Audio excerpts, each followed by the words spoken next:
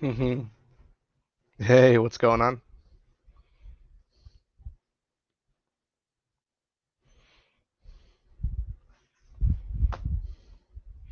Just want to do a quick AMA while waiting for Miss Emerald Weapon to get out of work. Maybe do a little bit of card sorting of the new set since I've cracked open quite a bit of product and it hasn't been sorted. So let me get the sorting tray going.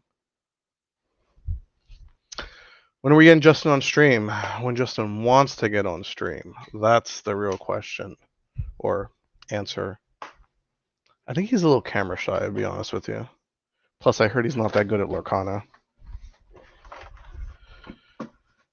Is Oswald here to stay? That's a great question.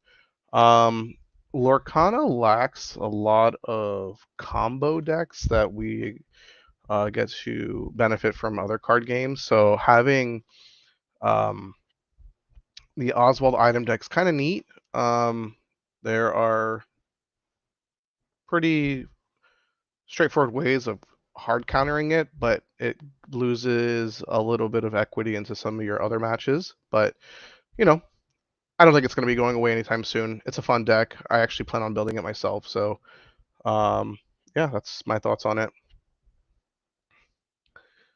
All right, we got Dreams on. How's it going? Ocean Tempest, my guy. What's going on? Think we're making it to out to SSG April 5th. Can I fix my other drawstring? Ray, I got you. Thanks. News.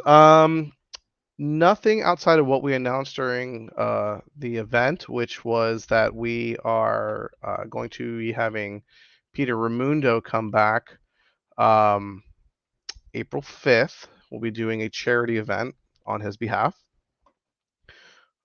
We are still ironing out some of the details, but definitely save the date. Make sure to follow our socials for any updates regarding when the Melee link will drop. Um, any caps we're establishing, and more on that to come. All right, Rend, is that you, Alex? If so, hello, welcome. All right, let's see. How do you guys like sorting your cards? So I got this tray from Cool Stuff. Absolutely love it, by the way. Um, I like it. It fits perfectly on my desk, and the way I like to sort, actually, the dual inks kind of threw me off until I realized what number they were, because I like to actually sort by set number. Yes, I'm that crazy guy. But I sort by set number, and I realized that the dual inks, I think for the most part, it's the first ink in that ink pairing, in which is like the foundational ink that it's from. So I have to go back and kind of resort some of the quick piles that I made.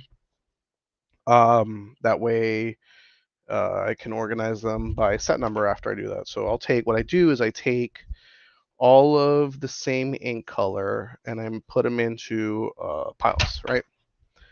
Um, and then, yeah, Alex Boy, I assume so. And then after that, I will sort that color by character, action, item, and then location.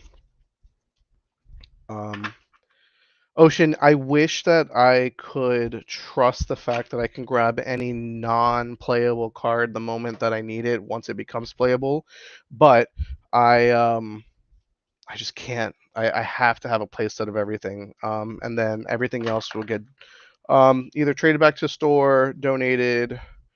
My kids like the Lorcana cards, so I'll probably give some to them. They're thankfully they're not chasing any like rare cards. Well, my oldest daughter is, so um, she'll pick out a couple of her favorites, and then from there she'll put them in her little Lorcana binder that Skinner gave her. Shout out to Skinner. He's a super awesome guy who loves shirtless little boys. You had to watch the tournament stream last time to get that joke. If you haven't, we've got the videos all chopped up on YouTube for you to watch at your viewing pleasure, anytime, any place. It's the beauty of the internet and mobile devices.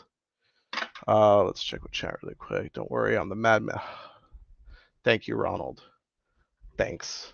I'm glad that we can join together in solidarity in this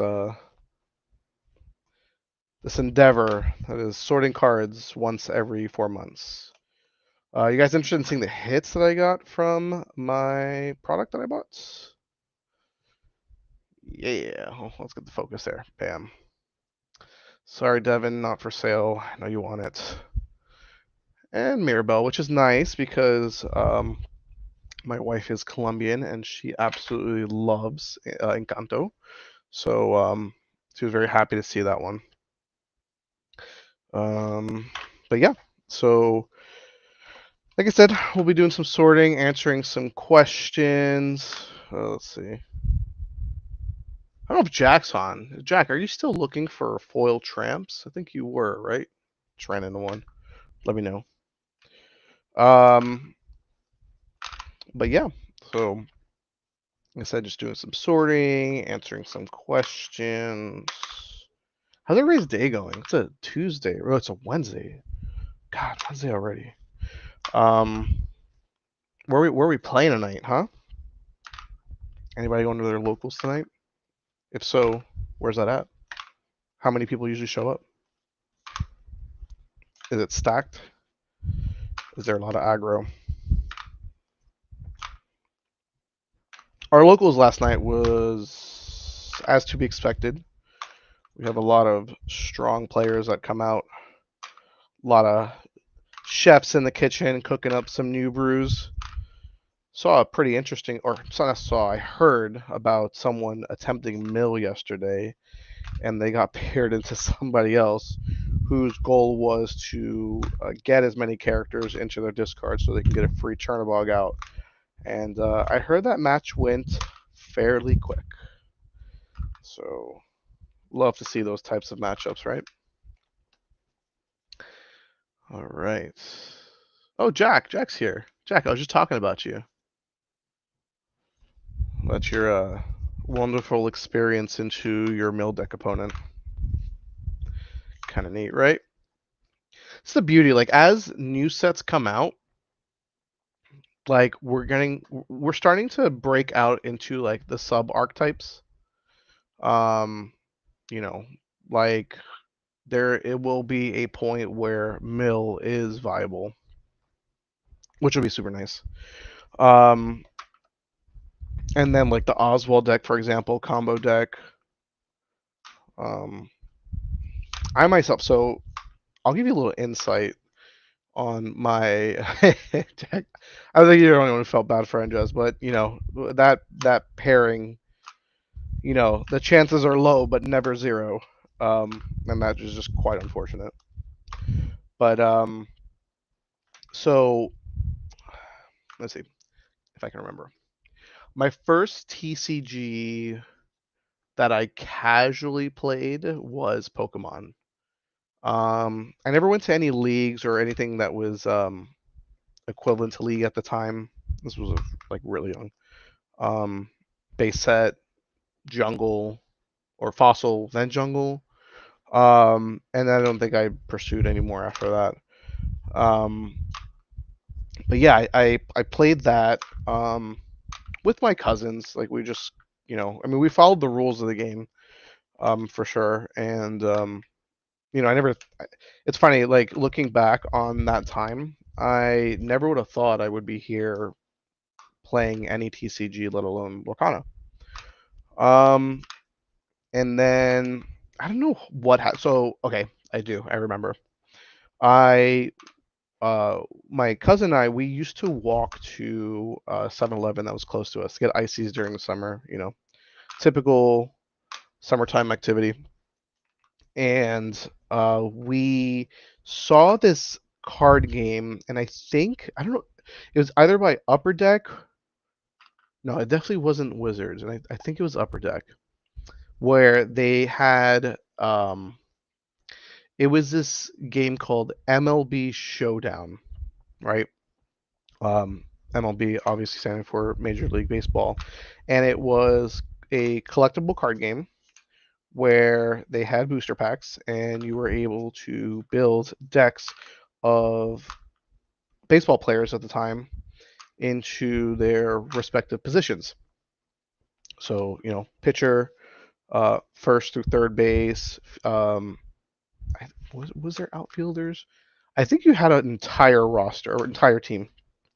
And then at that time it was it Mark McGuire? I think Mark McGuire was like the baseball player, showcase baseball player at the time.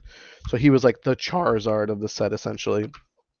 And we both tried to learn that game, and it was really interesting because we um, the mechanics of trying to translate a baseball game into a card game. The way they did it was really interesting. So again, this is going off of like core memories at this point. I'm gonna try though. Um, I believe each player rolled when it came to uh, the the player pitching versus the player hitting, right? And whatever the result was modified um, even longer, or like as the longer the pitcher was in the game, because it you would do like I think the traditional 9 innings. But as for the longer the pitcher was in the game, the more of a negative effect would happen to them. So eventually you would have to relieve them into um, your closing pitchers. And I thought that was really neat. Um, if I remember correctly, I think it was like a D20 that you had to roll, and obviously like the higher you got, the better the hit was. And like Mark McGuire just had some like goated stats. Like I think there was like a fourth of a chance of him hitting a home run. Um, but yeah, that one was really cool too. We didn't, that was like a summer thing, honestly. So, and I don't think the game got super established. But again, you know, it's laying out the framework for kind of where we are right now. Um, what was next? I think it was a really long time. I think a couple years ago. I don't know what happened. So I guess a little bit more context. So one of the stores that is close to me, uh, one of my favorite stores, Cool Stuff Games in Hollywood. Um, at a time, they used to actually carry board games in store, and my wife and I and our best friends at the time would play board games, like obviously not like Monopoly or anything like that, but like really crunchy, methodical board games because we had time and we didn't have kids.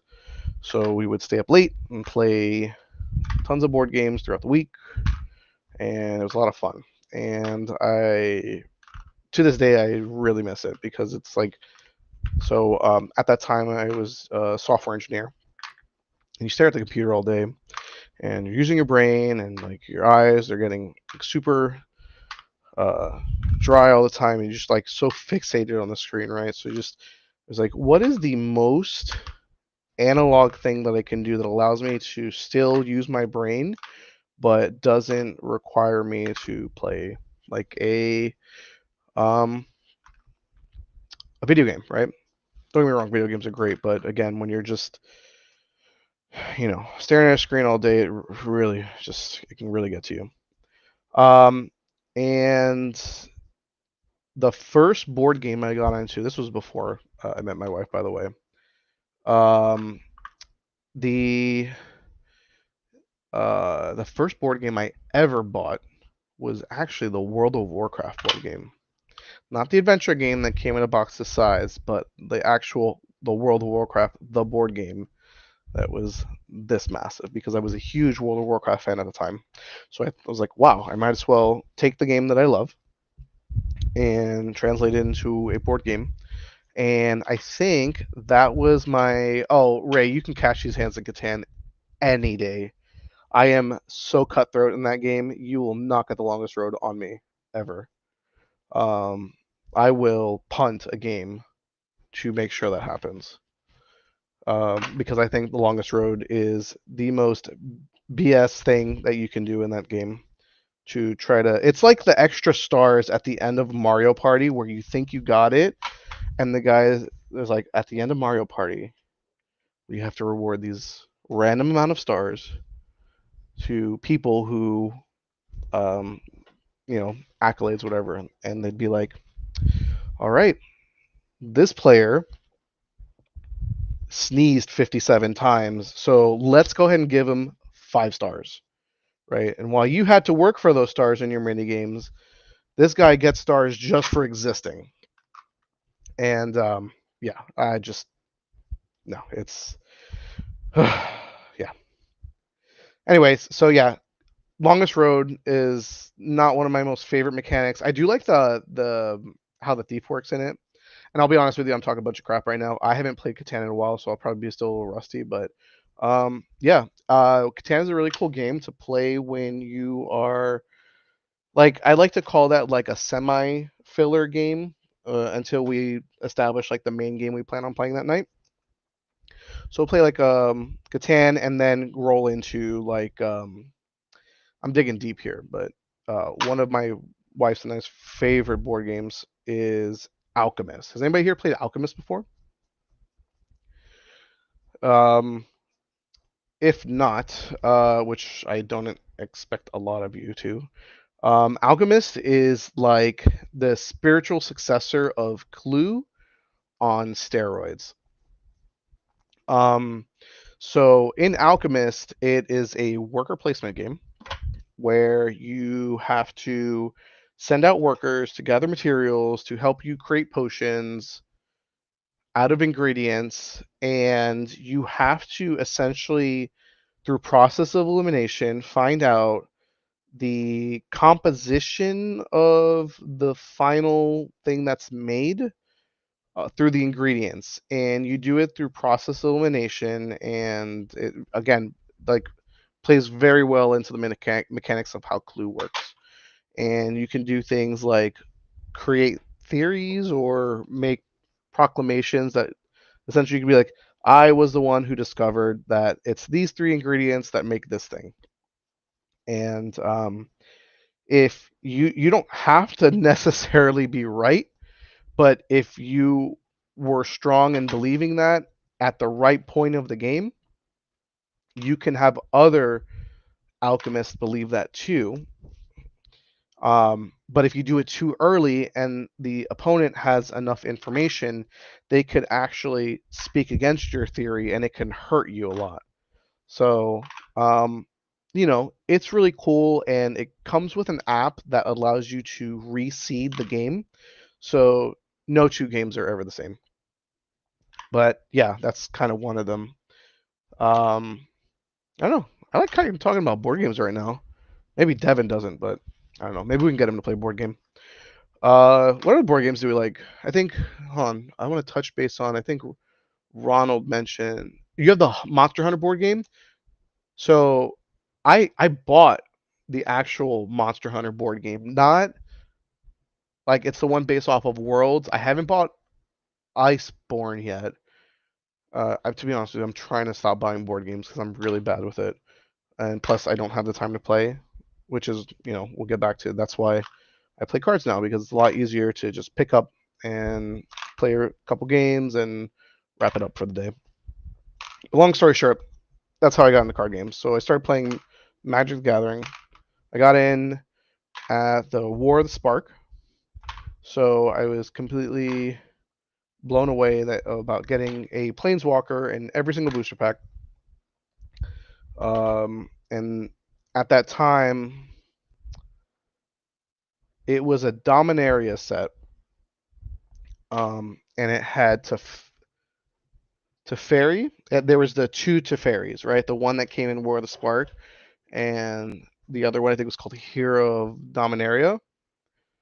Um, yeah, that was a super fun time to get into, and I realized that I like um, what are the three colors?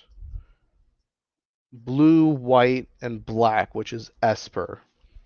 So I ended up leaning more into like control archetype, and because I was a big fan of the Planeswalkers, I got to learn. Oh God, Ronald, don't tell me that. You know we're playing now. We have to set something up. We have a store that has a ton of table space to do it. I I will. I am down. We can definitely set up an invite only. Do you know how many players it is? Um, but we can definitely do that because I'm down. Love me some Monster Hunter. Primal: The Awakening. I haven't heard of that one, but I'll check out the box art. I'm sure I've seen it, but um, there's a balance in finding the board game that because if it was just me and my best friend from before that played board games, if it was just him and I, we would get the most crunchiest game. Like we were voluntarily wanting to play things like Twilight Imperium and stuff like that, hands down. But once the wives are involved, they don't want to dedicate that much time into a game like that, and I get it. It's a lot. So it's all about like there's an art in finding the balance of a game that everyone could enjoy and no one feels bad about walking away. Like I just spent 3 hours just to lose this game that I had no idea what I was doing. It's like a big feel bad type situation. But we found really good games in that process. Um, what was another one? Scoville. Has anybody played Scoville before? It's a fantastic game with really interesting mechanics. That was another one of our favorite ones. Um, Grand Austria Hotel. That was one. Oh man, now it's like all hitting me. Um, what else? What else were some of our go-tos? Um, it'll hit me later. But yeah, we were really big board gamers, and then once my first daughter was born, it became harder for us to commit, and it was around that time that I started playing Magic. And I would go to Cool Stuff for locals, and I was a very simple play the game, like level one poker player type play of the game. Like, oh, this card I can play this one after this one because I have enough mana for it. And I never really thought of the strategy behind it. I was like, let's just play uh, cards that look cool and stuff. And after a while, I started understanding a little bit more, and I had an Esper deck, and then I also had the Jeskai deck, like a Super Friends. Like pretty much the majority of it was all Planeswalkers, and I liked it. I thought Magic was a really fun game, but I am a collector at heart, and I was playing Standard, and from what I understand, that is a very bad combination. Because the amount of cards that you have to buy to keep up and chase and stuff like that, it just became so expensive. And then I don't know why, but I just kind of stopped going to locals, probably because I wasn't making top cut, you know. So you go, you spend a bunch of time, you spend a couple bucks, and then you walk out with nothing. After some time, that'll do something to you. Um, and then one day I decided, you know what? I don't think I'm feeling this anymore. It wasn't like not feeling card games in general anymore. I think it was just more like, maybe Magic isn't the game for me right now. Even though it's extremely mechanic heavy and it like, makes your brain think a lot. Um, but yeah, I decided to get out. So I had sold my Magic collection at the time, and I can't remember the exact value of the trade-in. I guess not really relevant to the story, but um, it was a lot. And at that time, Disney Lorcana came out, and I remember seeing the starters, right? And at this time, I had no idea that there was going to be an insane supply issue. Like it was bad. I didn't realize how bad it was. But I was able to. I was like, I'll treat it like a board game, right? I'll buy 2 starters for me and my wife. We'll play. It's cute. It's Disney, right? And I played it, and I will tell you what. And Ravensburger, mark my words. The inclusion of that booster pack is what locked me into the game to actually break out of just buying starters. So whoever came up with that idea, give them a raise. Give them a raise and take it out of how much I've spent playing this game. I'll allow it. But yeah, we had some pretty decent hits, and the rest is history. I became an avid Steel Song player from set 1. I still am. I'm having an identity crisis in set 7. Woe is me, but we'll figure things out. And you know, we're here. We're here in set 7. We're still playing Lorcana. I've been to 3 DLCs. I would love to go to more once they are available. And let's see where were they? I went to Atlanta, Las Vegas, and Seattle. And anybody here been to a DLC before? Let me know where you went. And I love that I got to experience the first DLC and all its mishaps, and the last DLC, which was in Seattle, and to see the improvement over time with the collaboration of Ravensburger and PPG, making that experience a memorial one. Horrible with English right now, but a visit never to forget, right? I really enjoyed Seattle. I enjoyed Seattle like as a city. Um, and the DLC part itself was obviously like the main thing I was going for, but I had a lot of fun. I had great food. I went with great company. I went with my team. We are not real, right? That's the tagline, right, Gabe?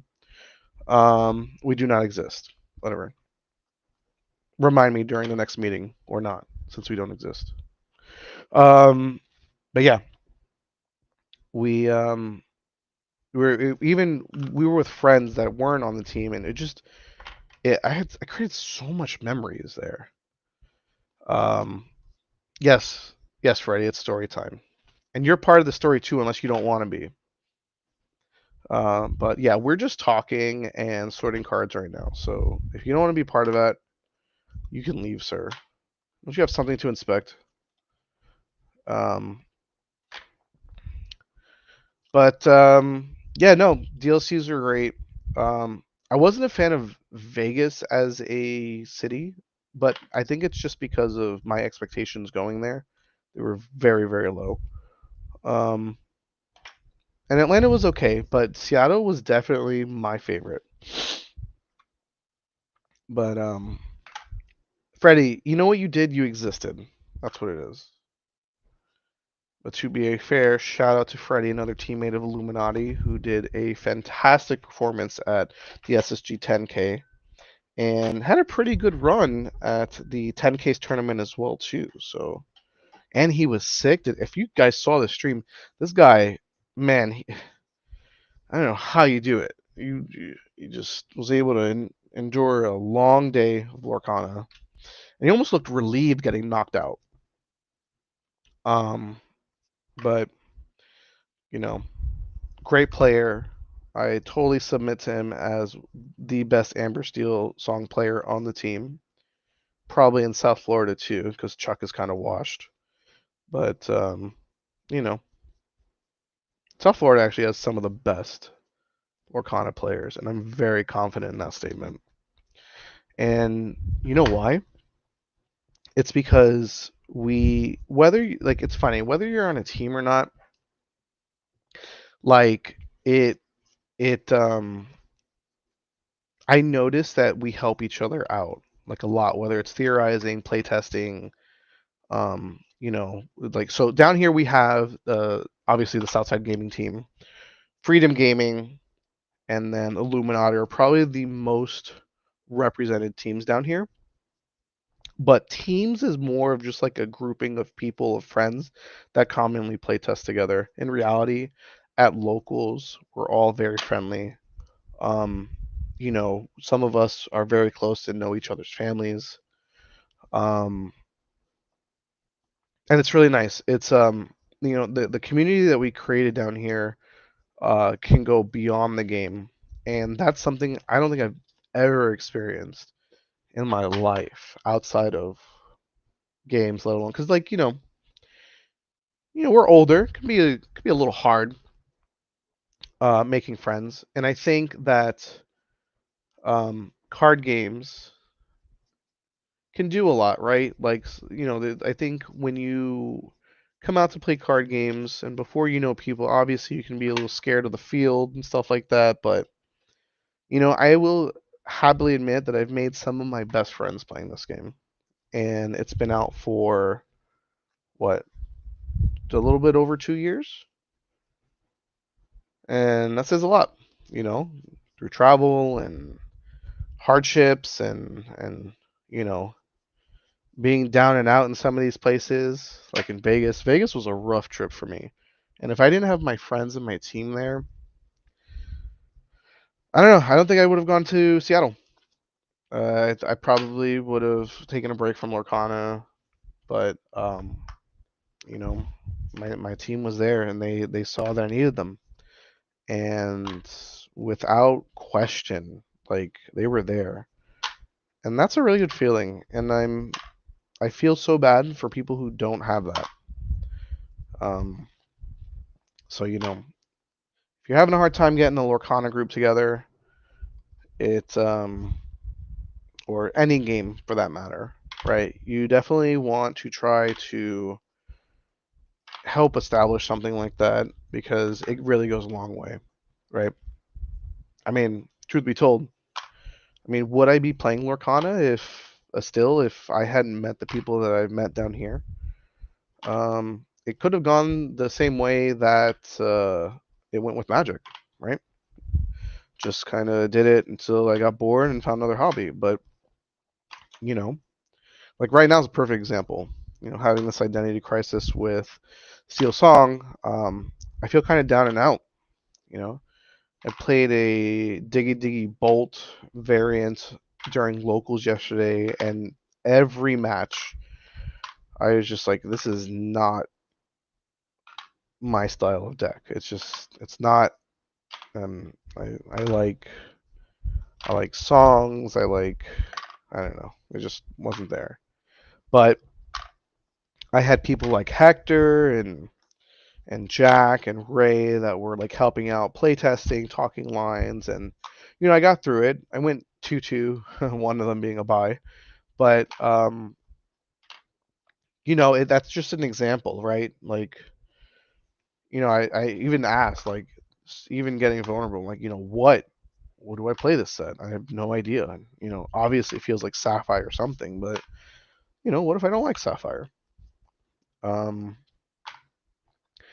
so still exploring things, um, trying to go to CCS. So I better explore quick and find something to put some reps in because yeah, I would love to, you know, travel again, go somewhere, compete. I know we are very blessed with having very challenging locals here, but there's something to be said that the travel and stuff like that. The whole experience beyond competing is very um it's a whole thing on its own. So I'm looking forward to the people that I plan on going with and enjoying. Man, I have to ask. Um, we went to this like Korean barbecue place last time that was phenomenal. I'm actually looking forward to revisiting that place if I remember the name. Um, but yeah, things like that. They're super awesome. Let's see. What's Freddie saying?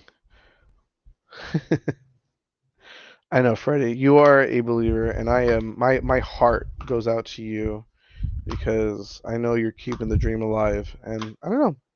Maybe I'll try stuff and realize that it's not home, and then I'll go back to Steel Song, and by that time, the current matchups won't feel so bad. But I don't know. Right now, either that or I need you to like kick my butt, tell me to lock in, and just go from there. Yeah. So just sort of, like it's insane sorting these cards and totally forgetting your hits and stuff like that. I don't know, chat. What were some of your favorite hits that you got so far in Arcasia's Island? Um, Mine obviously is the Enchanted Tamatoa. Like, how could you not? Um, but that one and the Mirabelle is really nice too. My wife really liked it when I showed it to her. Some of the regular foil cards are actually not that bad either. I think I got a foil Aurora, and I actually like the way that art looks with the foiling. Blue Donald. I know a lot of people got Blue Donald Freddy. Put some respect on Scrooge McDuck's name. He did not exert 4 items and be put into play for free to be called a less superior duck. Oh man, I hope Andy's not on here right now. If you heard me say that, that'd be fighting words.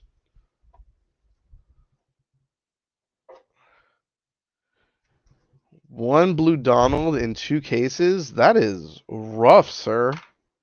Did you have any other good hits, Ronald, to make up for it, or were your boxes pretty dead?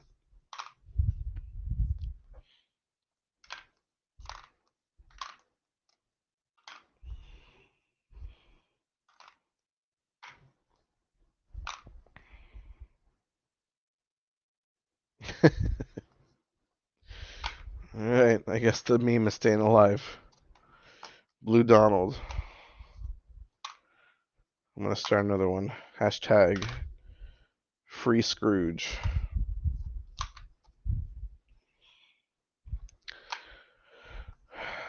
FYI, I'll be on here for about another 15 minutes. I will need to go pick up Miss Emerald Weapon and one of my daughters from school.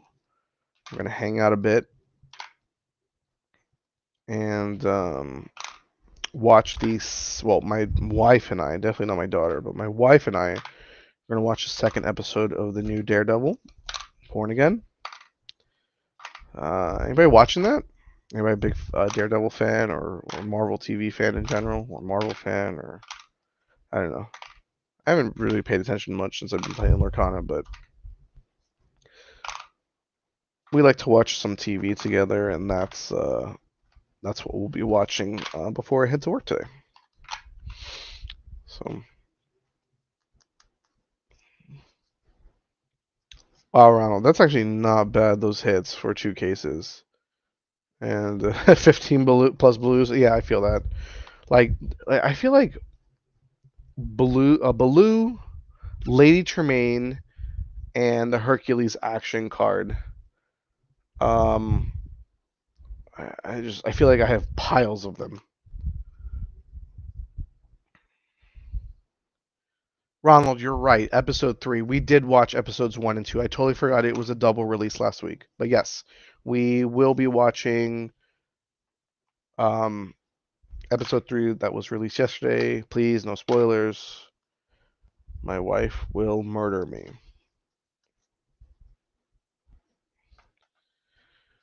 Um,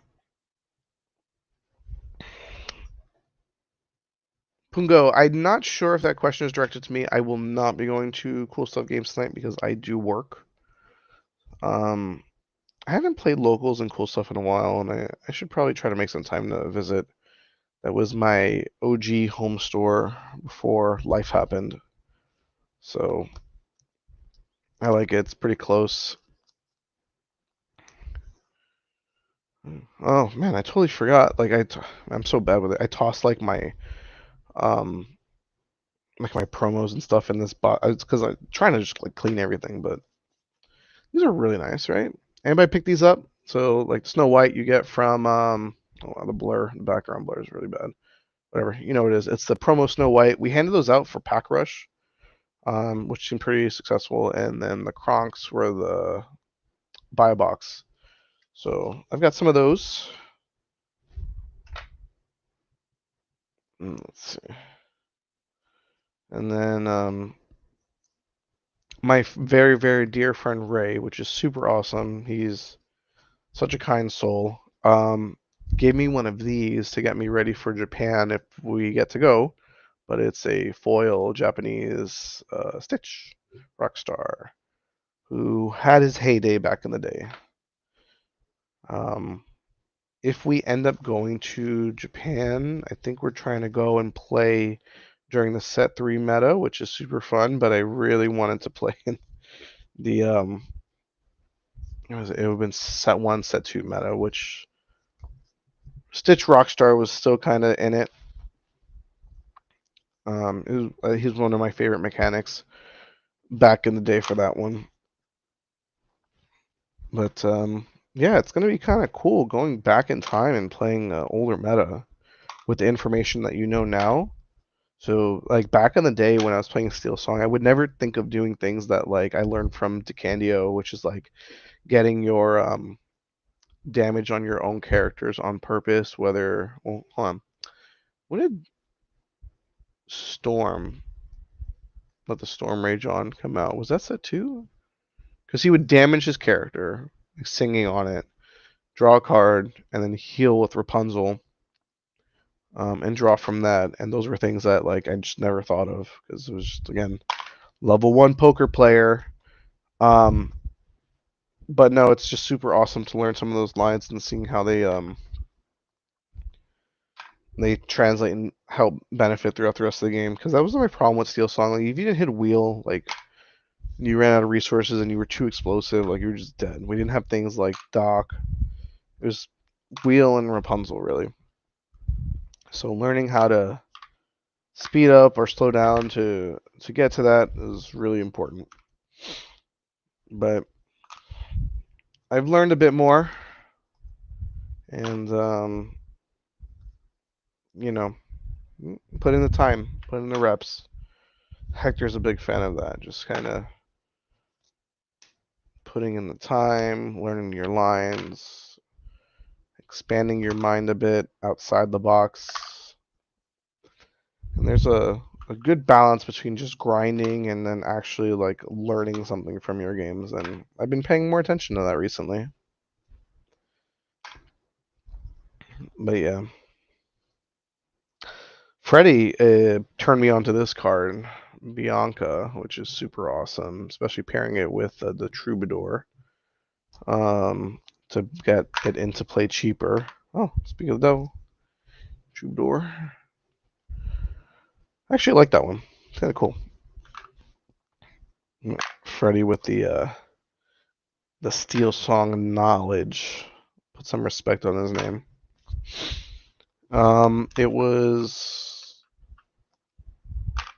yeah, it was nice. Like I looked at his list after the 10 case, and it's a typical Freddy list, right? You just like it just works for him.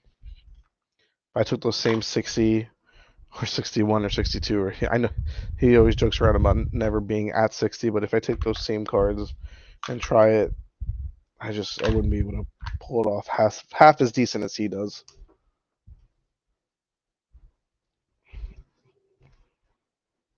I can only imagine who influenced you to say that, but yes, turtles are great, right? I think we can all agree on that.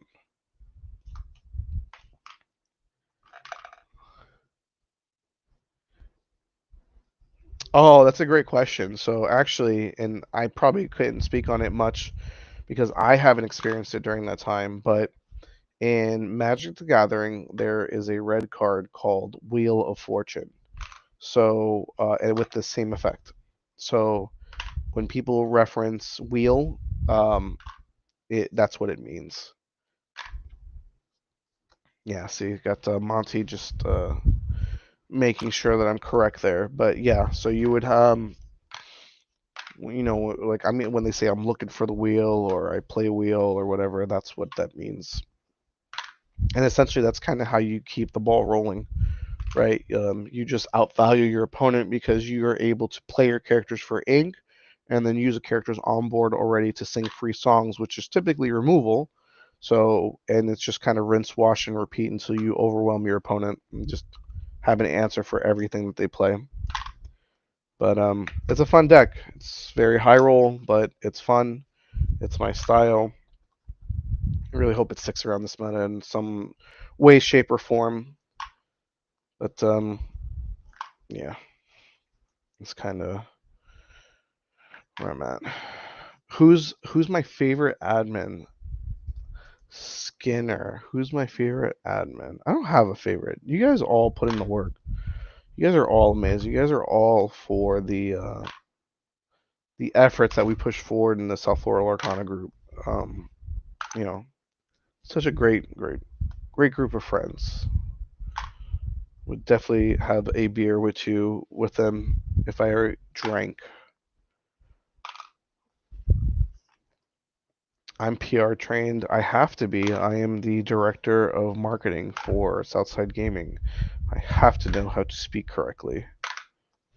Plus, I have had years of experience with my wife and my daughter, who is going to be a hostage negotiator in the future because it's just constant bargaining with me.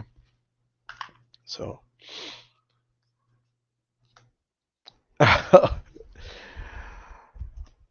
Monty, I think Monty's a little frustrated with some of the remarks that Skinner said earlier today or yesterday or something. Something about Monty being, if he was a droid, he'd be O2D2. With some fighting words, man. And that's my teammate, too. It's kind of rough. I thought we were playing a family friendly card game here.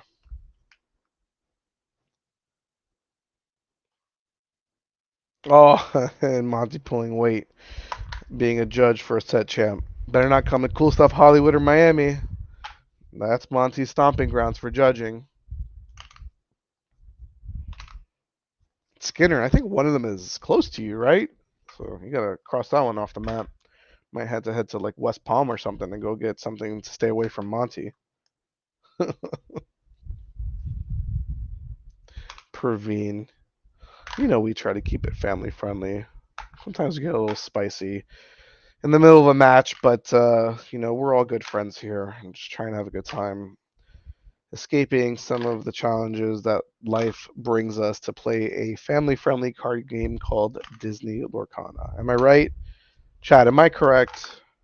Does that sound accurate, or are we just a bunch of sweaty, degenerate card players just itching for the next pack to win, or next pin, or whatever? Maybe it's a combination of both. Yeah. So yeah, with SSG, I mean, I've checked our application. It looks like we've done everything that we need to get a set champ going. Finally, it'll be our first official one. And I don't know. Does like I know it's probably a small number of people here, but anyone that has a close relationship with a store understand like what the next step is because we obviously want to host one, and it's going to be the best one in the area. So like Ravensburger, we want to do it. We want to show how a set champ should really be run. You know, kind of feels bad paying $40 to play in a set champ, and all you do is walk away with a $30 promo. But Sometimes you just got to show the other stores like how to take care of your community and how your community takes care of you. Let's see. Damn, this is such a meta right now. It's been draw heavy deck. Why isn't Emerald played a lot more? Is it not strong against other decks? Hmm. So Kylie did pretty well in his set, or not set, I'm sorry, the 10 case with his Emerald Steel list. And I think, so obviously there are some color pairs that work better than others, Emerald Steel being one of them. Um, and, there's some more experimental ink pairings, like right now with the Emerald Sapphire, especially with that ink geyser. I can't wait to see someone pop off with that. But I'd like to view Emerald as more of like a support ink, right? It does a lot of great stuff, but it doesn't really get you over the finish line, and you're going to rely a lot on your other ink to do that for you. And don't get me wrong, like there's some really impactful cards. Like I know there was a card yesterday Jack was playing was um Crikey, right? And he's a quest for 3, so like they're let me take it back.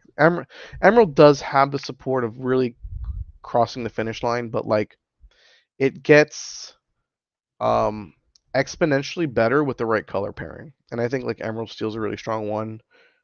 Back in the day, Emerald Amethyst was a really strong one. I'm sure that one is ripe for exploring in this set.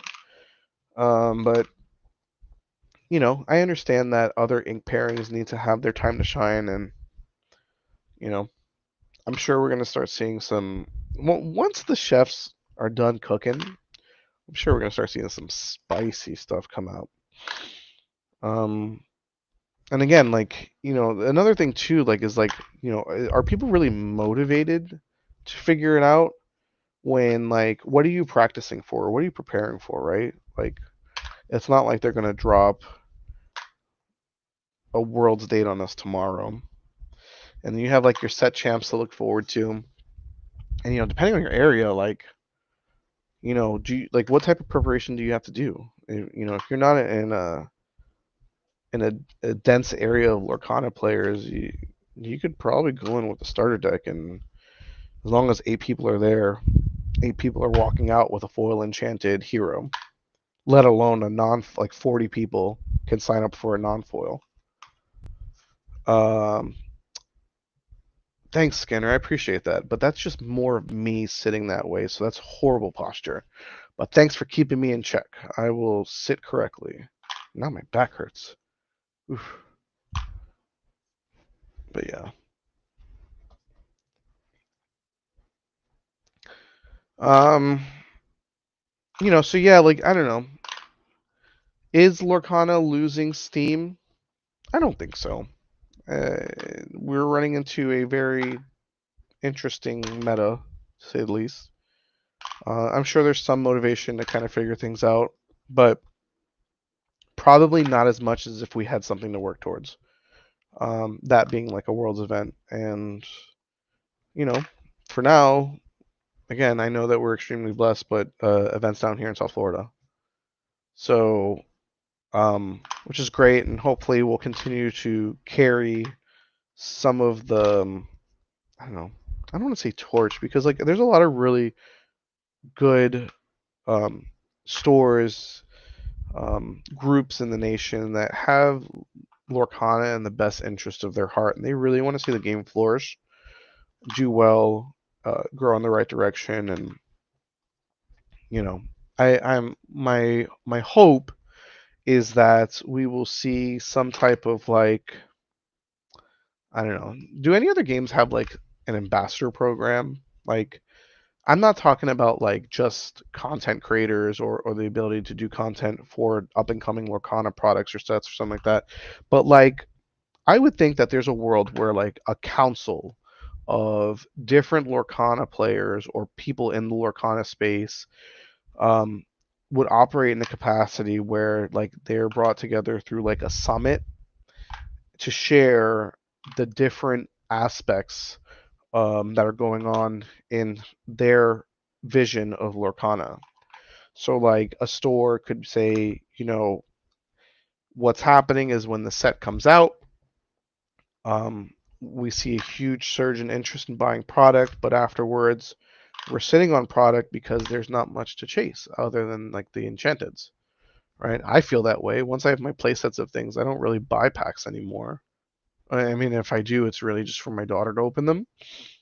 But other than that, it's what else? Do we need another chase? Do we need something like serialized cards? Like another idea that we thought of is like, what if? Because a lot of people like getting signatures on cards, right?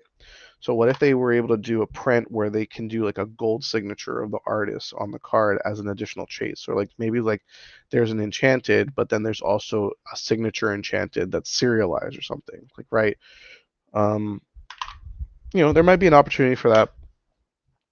Um, and then like obviously part of the other part of the summit would be like players, like right, what's your experience like playing Lorcana right now at the different levels of play, like competitive, semi-competitive, casual, um, and bringing those details to like some of the designers, right? Perfect example is our experience with Sapphire Core right now.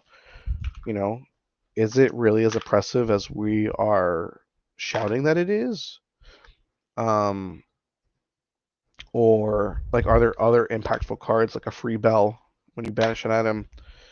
You know, I think some of those things are good starts, but I'd love to see Raven or Robinson. Sorry, I'm trying to really correct when I say it. I understand it's Ravensburger.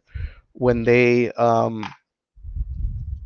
want to work with the community in a way that makes it a win-win experience for both, or like win-win-win experience with both the players, the collectors, and the company itself. Because as long as you keep us hooked on a really fantastic game with really fantastic mechanics, with amazing artwork and amazing things to chase, I think that is a very good recipe for success. And I am not a, um, a professionally educated business person, but I do take note of things that I experience, and if I were to speak on behalf of many people, those are the things I think we should kind of focus on. But we are where we are right now, and I hope that in the years of Lorcana that we play together, that we will experience great and wonderful things. I know that we have announcements for the next two sets already, and not even that's very different from when the game first came out. Let's see when a 2,048 person event sells out in 30 seconds. Seems like there's a huge demand for not DLC events. Super weird that last year there was a 4 times events last year, leaving tons of money on the table. That is a um, great thing to point out. And like, how do you fix that problem, right? Do you have more events, right? That on the surface that seems like that would be the case, but then you think of the logistics of hosting an event. I'm sure they're not cheap. I'm sure they have to be planned way in advance. Um, and you also just like, obviously capping out is great because then you can kind of manage your expected income from ticket sales, whatever agreements you have with your vendors at the time. It's a little bit more calculated, right?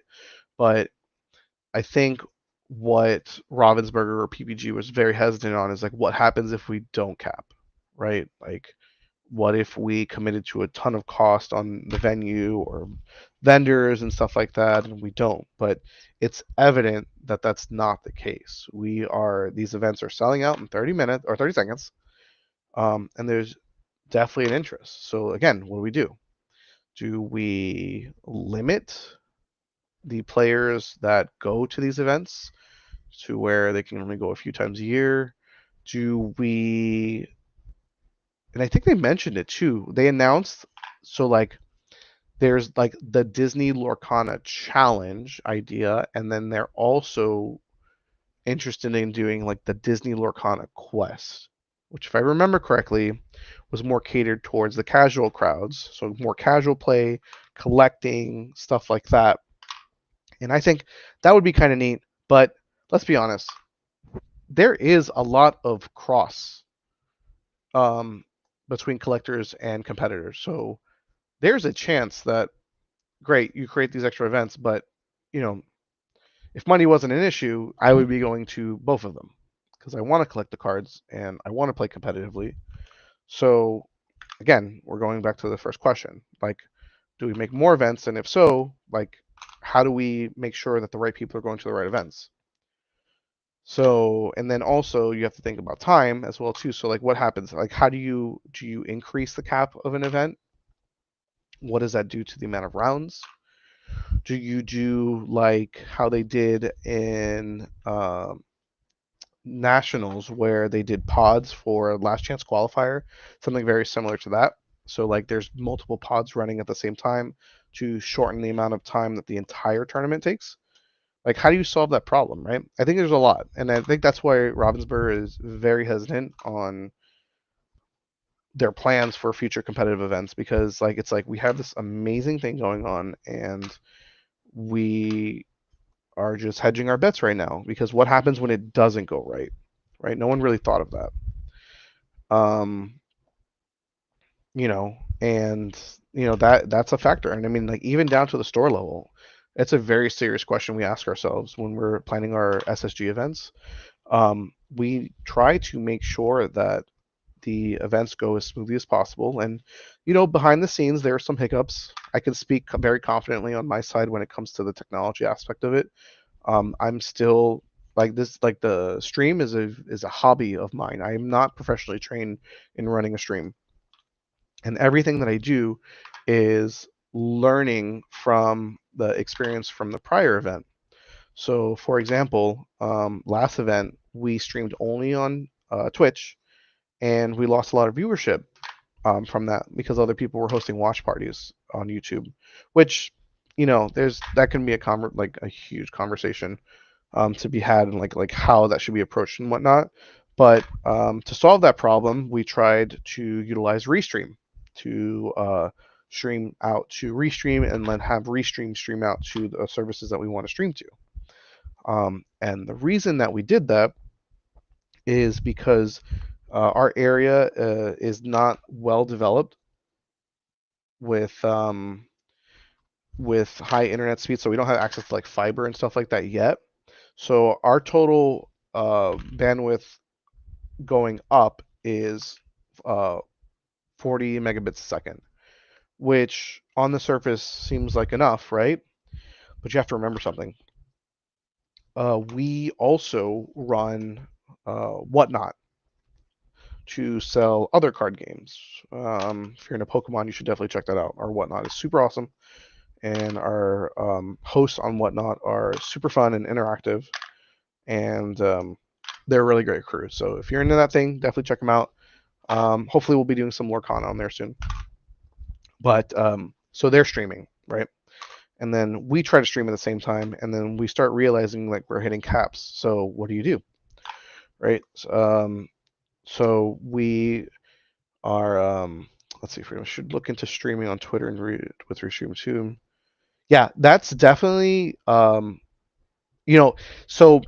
I will say like with all the platforms that are on there, Twitter seems super obvious because there's a lot of the Lorcana community on Twitter, and it it makes sense because we can stream in the same aspect ratio that we do for YouTube and Twitch, right? But like um, TikTok, for example, right? I've been told that TikTok's a great place to stream.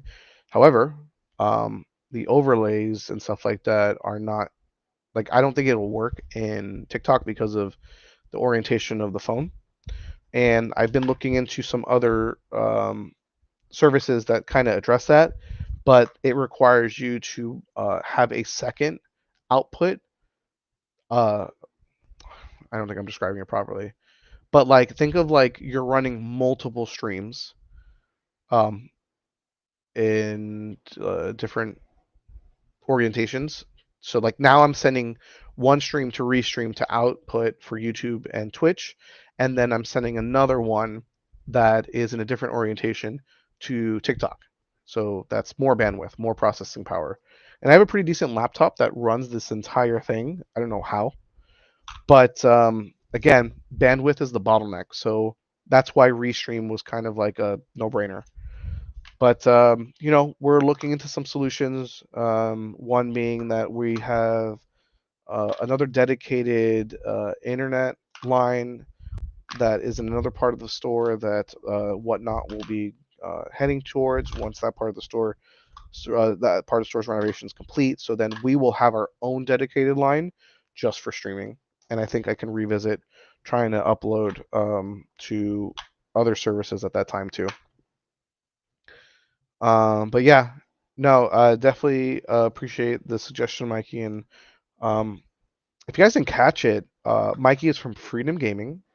Super awesome guy, super awesome family.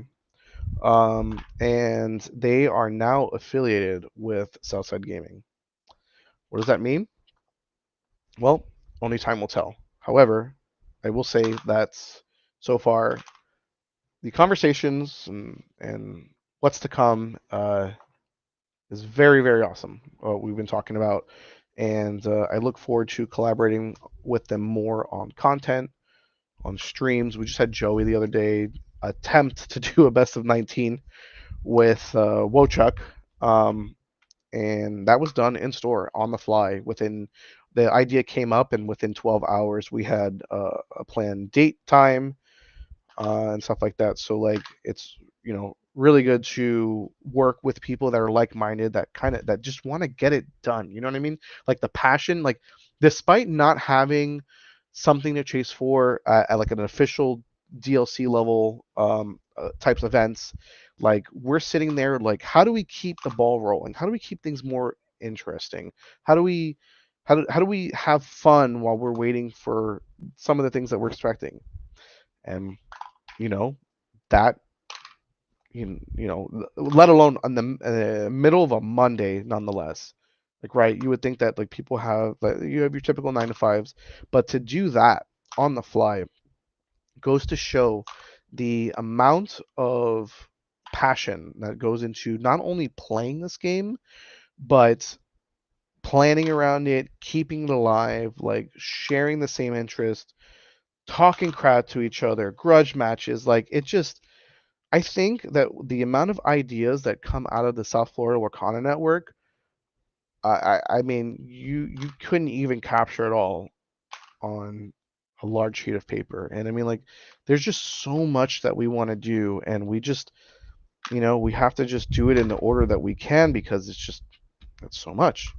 But we really appreciate the affiliation, and there's definitely more to come from it. So definitely stay tuned about that. Um, But unfortunately, guys, my time will have to be cut short. I am 14 minutes over my planned time, but I had a blast. I don't know if AMAs are generally interesting. I wouldn't mind hosting one every now and then. Maybe next time we can have a guest so we can kind of go back and forth a little bit. But I thought it would be weird, kind of like talking on my own by myself. But I was very comfortable with it, and I appreciate the audience for sticking around with that and letting me try this for once while I'm sorting cards and making it so much quicker. I still have a lot left, but I'll do it later. Anyways, thanks again for tuning in, guys. I will see you